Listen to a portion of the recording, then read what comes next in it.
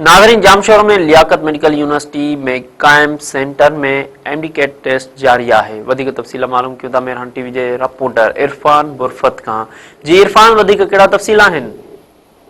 जी, अॼु त सॼी सिंध में प्री मेडिकल में एंट्री टेस्ट जो सिलसिलो जारी है। उन हवाले सां जेको आहे लियाकत मेडिकल यूनिवर्सिटी में प्री एंट्री टेस्ट यूनिवर्सिटी जे तौर पर एंट्री टेस्ट थी रही है, जंहिंमें गवर्नमेंट वारा आहिनि,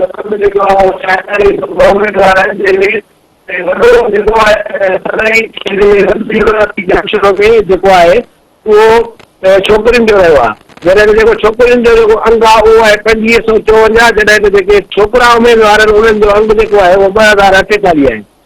जेको आहे एंट्री टेस्ट आहे, उनमें कल्ह खां लियाकत मेडिकल यूनिवर्सिटी इंतज़ाम सख़्त करे छॾियो आहे।